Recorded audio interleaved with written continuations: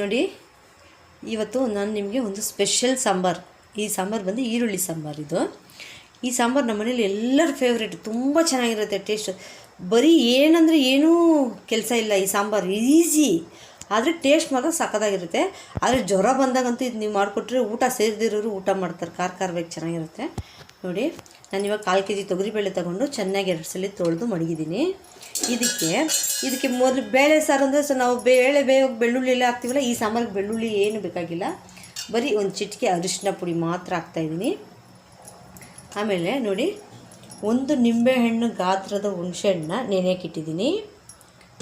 2 tomato ಹಣ್ಣು, ಚೆನ್ನಾಗಿ ಹಣ್ಣಾಗಿರೋ tomato ಹಣ್ಣು 2 ಹಾಕ್ಕೊತಾ ಇದ್ದೀನಿ ಬೇಯಕ್ಕೆ. ಈಗ ಕುಕ್ಕರ್ ಮುಚ್ಚಿ ಒಂದು 3ರಿಂದ 4 ವಿಸಿಲ್ ಕೂಗಿಸ್ತಾ ಇದ್ದೀನಿ. ಬೇಳೆ 3 ವಿಸಿಲ್ ಕೂಗಿಸ್ಕೊಂಡು ಚೆನ್ನಾಗಿ ಮಸ್ಕೊಂಡಿದ್ದೀನಿ. ಟೊಮೊಟೊ ಮತ್ತು ಬೇಳೆ ಚೆನ್ನಾಗಿ ಮಸ್ತಿದೆ. ಈಗ ಒಂದು ಬಾಣಲಿ ಇಟ್ಕೊಂಡಿದ್ದೀನಿ. ಬಾಣಲಿಗೆ ಎಣ್ಣೆ ಹಾಕ್ಕೊಂಡಿದ್ದೀನಿ.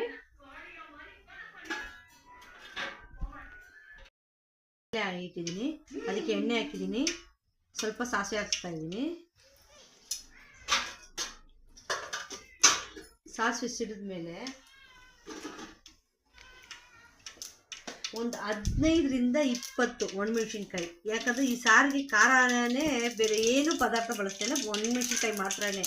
ಅದಕ್ಕೆ ಈಗ 15ರಿಂದ 20 ಒಣಮೆಣ್ಸಿನ್ಕಾಯಿ ತೊಗೊಂಡಿದ್ದೀನಿ. ಖಾರಕ್ಕೆ ಹಾಕ್ಕೊತಾ ಇದ್ದೀನಿ. ಕರಿಬೇವು ಹಾಕ್ಕೊತಾ ಇದ್ದೀನಿ. ಕೊತ್ತಂಬರಿನ ಡೈರೆಕ್ಟಾಗಿ ಸಾಂಬಾರಿಗೆ ಉದುರಿಸ್ತಾ ಇದ್ದೀನಿ.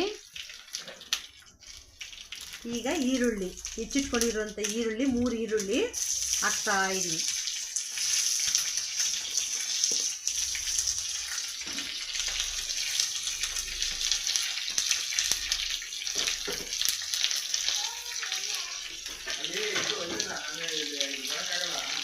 ಈರುಳ್ಳಿ ಗೋಲ್ಡನ್ ಬ್ರೌನ್ ಬಣ್ಣಕ್ಕೆ ಬರಬೇಕು. ಸ್ವಲ್ಪ ಇದು ರೋಸ್ಟ್ ಆಗಲೇಬೇಕು ಈರುಳ್ಳಿ. ಯಾಕಂದರೆ ಈ ಸಾಂಬಾರಿಗೆ ಟೇಸ್ಟ್ ಕೊಡೋದೇ ಈ ಈರುಳ್ಳಿ. 3 ಈರುಳ್ಳಿ, ದಪ್ಪ ಈರುಳ್ಳಿ 3 ತೊಗೊಂಡಿದ್ದೀನಿ. 1/4 kg ಬೇಳೆಗೆ 3 ಈರುಳ್ಳಿ ಸಾಕಾಗುತ್ತೆ. ದಪ್ಪ ಈರುಳ್ಳಿ ಇದು ನೋಡಿ ಚೆನ್ನಾಗಿ ಬಾಡ್ಕೊತಾ ಇದ್ದೀನಿ. ಒಗ್ಗರಣೆ ಮಾಡೋವಾಗಲೇ ಘಾಟ್ ನೆತ್ತಿಗೆ ಹತ್ತಬೇಕು, ಆವಾಗ ಸಾರಲ್ಲಿ ಖಾರ ಇಳಿಯುತ್ತೆ. ಇದು ರೋಸ್ಟ್ ಆಗ್ತಾ ಇರಲಿ. ಈಗ ನೋಡಿ, ಆಗಲೇ ಹುಣ್ಸೆಹಣ್ಣು ಇದು ಮಾಡಿದ್ದಲ್ಲ, ನೆನೆ ಹಾಕಿದ್ದಲ್ಲ, ಇದು ಹುಣ್ಸೆಹಣ್ಣು ನೀರು, ಅದನ್ನು ಬೇಳೆಗೆ ಸೇರಿಸ್ತಾ ಇದ್ದೀನಿ.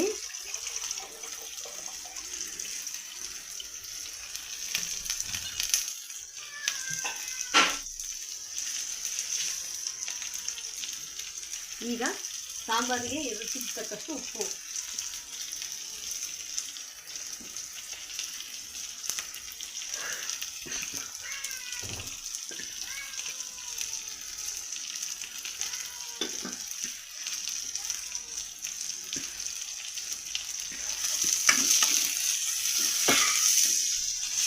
ನೋಡಿ ಈರುಳ್ಳಿ ಘಾಟ್ ಆಗಲೇ ಹತ್ತುತ್ತಾ ಇದೆ. ನನ್ನ ಮಗನಿಗೆ ವೀಡಿಯೋ ಮಾಡ್ತಾಯಿದ್ದ ನನ್ನ ಮಗನಿಗೆ ಘಾಟ್ ಹತ್ತುತ್ತಾ ಇದೆ. ನೋಡಿ ಈ ಕಲರ್ ಬಂದಿದೆ, ಆದರೆ ಇನ್ನೂ ಕಲರ್ ಬರಬೇಕು ಈರುಳ್ಳಿ. ಈ ಕಲರ್ ಸಾಕಾಗಲ್ಲ, ಸ್ವಲ್ಪ ರೋಸ್ಟ್ ಆಗಬೇಕು ಈರುಳ್ಳಿ. ಚೆನ್ನಾಗಿ ರೋಸ್ಟ್ ಆದಮೇಲೆ ತೆಗೆದು ಸಾಂಬಾರು ಬೇಳೆಗೆ ಸೇರಿಸ್ಬಿಟ್ಟು ಮತ್ತೆ 2 ವಿಸಿಲ್ ಕೂಗ್ಸಿದ್ರೆ sambar ready. Easy recipe, taste ಮಾತ್ರ ಸೂಪರಾಗಿರುತ್ತೆ. ಈಗ ಈರುಳ್ಳಿ ಮತ್ತು ಒಣಮೆಣ್ಸಿನ್ಕಾಯಿ 15ರಿಂದ 20 ಅಂತ ಹೇಳಿದಲ್ವಾ, ಒಣಮೆಣ್ಸಿನ್ಕಾಯಿ ಜಾಸ್ತಿ ಕಳಿಸ್ಬೇಕು. ನೋಡಿ, ಒಗ್ಗರಣೆ ಮಾಡೋವಾಗಲೇ ನಮಗೆ ಘಾಟ್ ಹತ್ತಾ ಇರುತ್ತೆ. ಆ ಥರ ರೋಸ್ಟ್ ಆಗಬೇಕಿದೆ, ಆವಾಗ ಕರೆಕ್ಟಾಗಿದೆ ಅಂತ ಅರ್ಥ. ಇದನ್ನು ತೆಗೆದು ಈಗ ಬೇಯಿಸಿ ಮಸ್ತಿಟ್ಕೊಂಡಿರೋಂಥ ಬೇಳೆನಲ್ಲಿ ಇದನ್ನು ಈಗ ಸೇರಿಸ್ತಾ ಇದ್ದೀನಿ. ಈಗ ಈ ಬೇಳೆನ 2 ವಿಸಿಲ್ ಕೂಗಿಸಿದ್ರೆ ಸಾಕು, ಸಾಂಬಾರು ಆಗಲೇ ರೆಡಿಯಾಗಿರುತ್ತೆ. ನೋಡಿ, ಇಂಗು ಪುಡಿ ಬೇಕಂದ್ರೆ ಇಂಗು ಪುಡಿ ಹಾಕೋಬೋದು. ನಾನು ಒಂದೊಂದ್ಸಲಿ ಹಾಕ್ತೀನಿ, ಒಂದೊಂದ್ಸಲಿ ಹಾಕಲ್ಲ.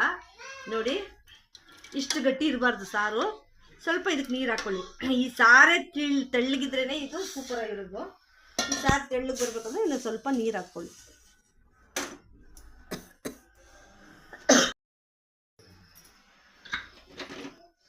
ನೋಡಿ, ಈಗ ಸಾಂಬಾರು ರೆಡಿ.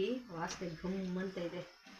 ನಿಮ್ಮ ಮನೇಲಿ ಮಾಡೋವಾಗ ಗೊತ್ತಾಗುತ್ತೆ. ನಾನು ಇಲ್ಲಿಂದ ಎಕ್ಸ್ಪ್ಲೇನ್ ಮಾಡಿದಾಗ ನಿಮ್ಗೆ ಗೊತ್ತಾಗೋದಿಲ್ಲ. ಸಾಂಬಾರು ಮಾಡಿದಾಗ ನೀವೇ ಹೇಳ್ತೀರಾ. ಊಟ ಮಾಡಿಬಿಟ್ಟು ನಂಗೆ ಫೋನ್ ಮಾಡಿ. ನನ್ನ ನಂಬರ್ ಕೆಳಗಡೆ ಟ್ಯಾಗ್ ಮಾಡಿರ್ತೀನಿ. ಸಾಂಬಾರು ಹೇಗಿತ್ತಂತ ಹೇಳಿ.